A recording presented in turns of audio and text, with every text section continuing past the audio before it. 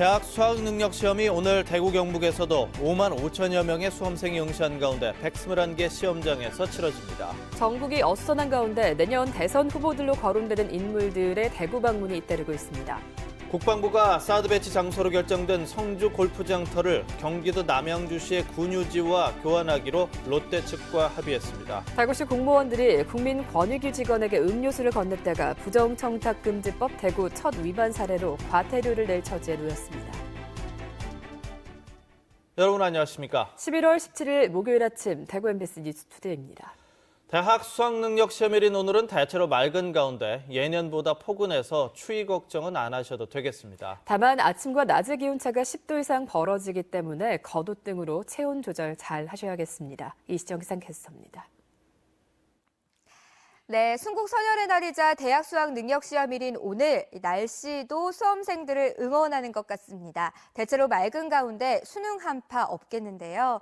단 대구의 현재 기온은 7도, 안동 1도 등 경북 북부 내륙 지역은 일부 영하권으로 기온이 떨어지면서 시험장으로 향하는 길은 제법 쌀쌀하겠습니다.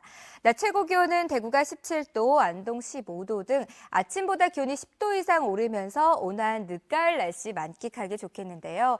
단 일교차가 무척 크겠습니다. 특히 시험이 모두 끝날 무렵에는 기온이 다시 내림세를 보이면서 쌀쌀해지겠는데요. 겉옷이나 머플러로 체온 조절 잘해주시는 게 좋겠습니다. 이 며칠 계속 맑은 날씨가 이어졌는데요. 내일 오후부터는 날이 차츰 흐려지겠고 밤에는 비가 내리겠습니다. 이 비는 모레 아침까지만 이어지겠고 비가 오더라도 큰 추위는 없겠습니다. 날씨 정보였습니다. 2017학년도 대학 수학능력시험이 오늘 치러집니다. 입실 완료까지 아직 40~50분가량 남아있는데요. 이 시각 시험장 표정 알아보겠습니다. 윤영균 기자 전해주시죠. 네, 저는 대구여고에 나와 있습니다. 입실 마감 40분가량을 남겨두고 수험생들이 속속 시험장에 들어가고 있고요. 입구에는 이른 아침부터 학교 선생님과 재학생들이 나와 수험생들을 응원하고 있습니다. 학생들 손을 잡고 또 어깨도 토닥이며 차분히 잘 치르라며 격려하는 학부모들의 모습도 많이 보입니다. 여러 단체에서 따뜻한 음료도 나눠주며 수험생과 가족들의 긴장도 풀어주고 있습니다. 오늘 시험은 8시 10분 입시를 완료하고 1교시 첫 과목 국어로 8시 40분에 시험이 시작됩니다.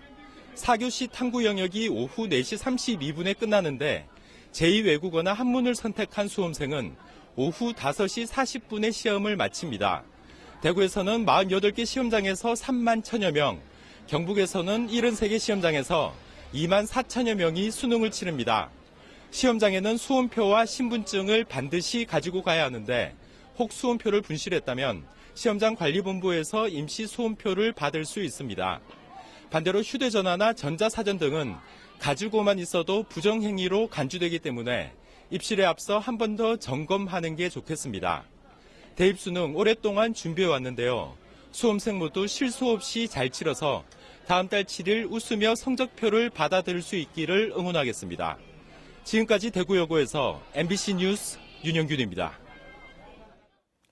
수능 시험 뒤 청소년들의 일탈 행위를 막기 위해 민관경 합동 캠페인이 열립니다. 여성가족부와 경찰, 대구시와 경상북도는 수능 시험 뒤 청소년들의 음주와 흡연 등 일탈 행위를 막기 위해 학교 주변과 유해업소 등지에서 보호 활동을 벌입니다. 또 청소년 쉼터에서도 찾아가는 거리 상담을 열어 쉼터 생활 안내와 귀가지도, 전문 상담 등 청소년 보호 캠페인 활동을 갖습니다. 내년 대통령 선거에 출마할 유력시 되는 여야 후보들이 잇따라 지역을 방문하고 있습니다. 이들은 최순실 국정농단 사태로 혼란스러운 전국에 대한 해법을 제시하면서 자신의 존재감 알리기에 주력하고 있습니다. 이상원 기자가 보도합니다. 유승민 새누리당 전 원내대표는 대구에서 기자 간담회를 갖고 최순실 국정농단 사태를 수습하기 위해서는 대통령이 스스로 사임하는 방안을 포함해 시급히 결단을 내려야 한다고 밝혔습니다. 빨리 스스로 결단하라고 촉구합니다. 대통령 결단이 이제 나오면 저는 그걸 최종이라고 보고 저는 사임을 포함해서 대통령께서 생각을 하셔야 된다고 분명히 말씀을 드리고요. 또 야3당은 우선적으로 총리를 추천하고 총리가 내각을 구성할 것을 제시했으며 검찰 조사를 통해 대통령의 범죄 사실이 드러나면 탄핵 등 법적 절차를 밟아야 된다고 강조했습니다. 김무성 새누리당 전 대표, 이재명 성남시장 등 대선 후보군으로 분류되는 여야 후보들도 잇따라 대구를 찾아 지역 민심을 듣고 전국 해법을 내놨습니다. 이들은 현실적으로 박 대통령의 자진 사퇴가 쉽지 않은 만큼 결국 탄핵 절차를 밟게 될 것이라고 밝혔습니다. 사퇴하지 않을 것으로 예상되기 때문에 가급적 빠른 시간 내에 야권이 또 이 사태에 주된 책임이 있는 여권의 일부가 합류해서 탄핵 절차를 밟는 것이 탄핵 절차가 진행되는 과정에서 진실이 확실하게 알려지고 국민적 합의에 의해 가지고 안정적으로 정권 이양이 되는 그런 과정을 가는 것이 우리나라를 위해서 더 좋지 않겠나 하는 것입니다. 대선 출마 준비설이 흘러나오고 있는 이인재 전 새누리당 최고위원도 구미를 찾아 현 시국의 수습책으로 법의 테두리 안에서의 탄핵을 언급했습니다. 1년여 앞으로 다가온 대선을 앞두고 여야 잠룡들이 저마다 혼란스러운 전국을 타개하기 위한 해법을 제시하면서 지역 정가를 달구고 있습니다. MBC 뉴스 이상훈입니다. 국방부가 사드가 배치되는 롯데 성주골프장을 경기도의 군유지와 교환하기로 하면서 빠르면 내년 상반기에 배치 가능성이 높아졌습니다. 하지만 미국의 새 행정부가 출범하고 지역 주민 반발도 계속되고 있어 사드 배치까지 변수는 여전히 남아 있습니다. 한태현 기자가 보도합니다. 국방부가 사드 배치 장소로 결정된 성주골프장 틀을 확보하기 위해 경기도 남양주에 있는 군유지와 교환하기로 롯데 측과 합의했습니다. 롯데 스카이힐 성주 CC와 유휴 예정 군용지인 남양주 부지를 교환하기 위하여 양쪽 교환 대상 부지에 대해 감정평가를 실시하기로 합의하였습니다. 국방부는 성주골프장 18홀 96만 제곱미터를 통째로 사들이고 남양주 군유지 가운데 골프장 감정 가격만큼의 틀을 제공하기로 했습니다.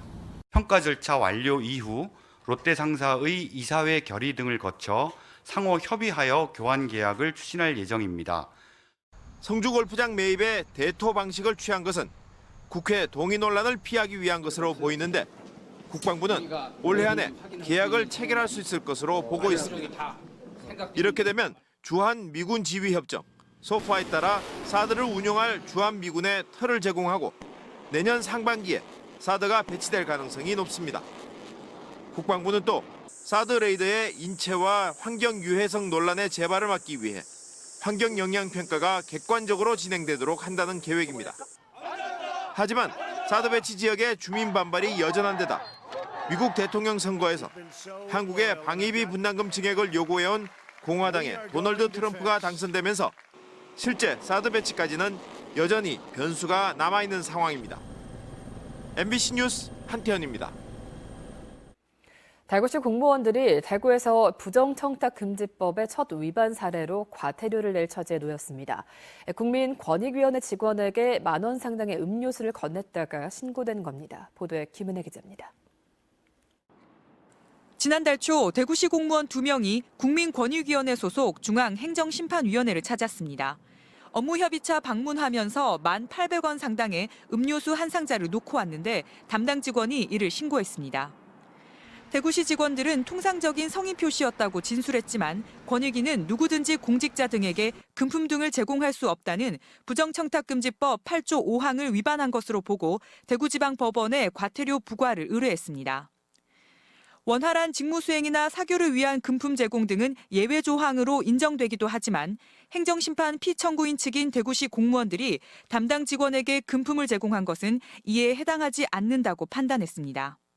행정심판 같은 경우에는 개별적으로는 또 청구인도 존재하는 상황이거든요. 그렇다면 이게 공정한 직무 수행을 할 수 있는 위치에 있느냐, 이 부분도 조금 우려가 있다는 거죠. 법원이 청탁금지법 위반이라고 판단할 경우 해당 공무원들에게는 제공 물품 가격의 2배에서 5배에 해당하는 과태료가 부과되고 징계도 불가피합니다. 과태료 부과를 하게 되면은 이제 청탁금지법 위반이 되기 때문에 지금은 이제 우리가 징계 처분까지 해야 될 사항이고. 대구시는 이번 신고를 계기로 직원과 시민들을 상대로 청탁금지법 교육을 강화하겠다고 밝혔습니다. MBC 뉴스 김은혜입니다. 대구와 구미 취수원 관련 민관협의회가 낙동강 수질보전 대책과 취수원 이전 타당성 검토 등을 요구하는 공동 건의문을 총리실에 전달할 예정입니다. 건의문을 통해 대구시는 구미 지역에서 하루 45톤가량을 추가 취수할 경우 하류 지역 수질에 미치는 영향 검토와 낙동강 중상류 구간의 추가적인 수질보전 대책 수립을 요구할 계획입니다. 또 구미시는 낙동강 상류 지역 오염 및 취수에 미치는 영향, 구미와 대구 취수장을 이전 통합하는 방안의 타당성 검토를 요구했습니다. 형산강이 수온에 심각하게 오염된 사실이 드러난 지 벌써 2달이 넘었는데요. 포항시가 낚시를 금지하는 조례를 만들고 민관 전문가들로 대책협의회를 구성했지만 사태의 심각성에 비해서 대응 속도가 너무 늦다는 지적이 나오고 있습니다. 장성훈 기자가 보도합니다. 지난 8월 형산강 하구 수온오염으로 어패류 포획을 금지한다는 현수막이 내걸렸지만 이에 아랑곳하지 않고 곳곳에서 낚시를 하고 있습니다. 이 잡은 고기들은 어떻게 드신다고요? 주로? 소금 어찌 굽어서. 이후 강바닥 퇴적물에서 수온이 기준치의 수천 배까지 나와 모두가 충격에 빠졌지만 지금도 상황은 그대로입니다. 주말이나 휴일 되면 사람 많죠, 낚시하는 분들. 네, 말도 말아요. 어마어마해요, 사람이. 시민들의 낚시를 금지하고 처벌할 법적 근거, 이른바 낚시 금지 조례가 없기 때문인데 포항시는 사태 발생 석 달이 다 돼서야 조례안 마련에 나서고 있습니다. 다음 달 시의회에서 조례안이 통과되더라도 내년부터나 시행이 가능합니다. 지금 결제 중인데요. 시장 결제 못 해가지고 원래는 아마 힘들 겁니다. 민관 전문가 16명으로 물환경협의회를 구성해 대책을 마련하겠다던 포항시의 계획도 늦어지고 있습니다. 아직도 첫 회의조차 열지 못했고 올해 관련 예산은 고작 320만 원에 불과합니다. 사태의 심각성에 비해 행정이 준비하고 있는 여러 가지 대책들이나 시기적으로 너무 늦은 감이 있습니다. 따라서 행정의 신뢰를 확보하기 위해서는 지금보다 더 적극적인 행정 조치나 대책들이 마련돼야 된다 생각합니다. 중금속 오염으로 신음하고 있는 형산강. 하지만 포항의 이미지가 나빠진다는 이유로 심각한 현실을 외면하고 있는 건 아닌지 곰곰이 생각해 볼 일입니다. MBC 뉴스 장성훈입니다. 경북 도청 신도시가 조성되면서 안동 구도심의 공동화가 우려되고 있는 가운데 도시 재생의 목소리가 높아지고 있습니다. 그런데 도시 재생에 다양한 민간 조직이 참여해서 아이디어를 제공하면서 탄력을 받고 있습니다. 조동진 기자가 보도합니다. 안동의 구도심에 폐허로 방치되던 4층 건물이 깔끔한 게스트하우스로 변신했습니다. 1층 입구에는 누구나 앉아 담소하며 가벼운 음료와 차를 마시는 휴게 공간이고 각 층마다 숙박 공간이 마련되어 있습니다. 지역의 청년들이 협동조합을 구성해 어둡고 침침한 거리에 불을 밝히고 청년 일자리도 만드는 도시 재생의 좋은 사례가 되고 있습니다. 그리고 지역 경제가 활성화되고 구도심이 다시 살아나면서 청년 일자리 성취하고자 시작하였습니다. 두루 협동조합은 도심 상권의 활성화를 위해 골목 콘서트를 개최하는 등 상인 역량 강화 프로그램을 추진하고 있습니다. 또 민간 조직 차원의 주민 공모 사업으로 마을 공동체의 기반이 구축되는가 하면 특화거리 조성 사업이 추진되고 있습니다. 도시 재생의 모델이 되고 있는 신세동 벽화마을은 전국적인 유명세를 타고 관광객의 발길이 이어지고 있습니다.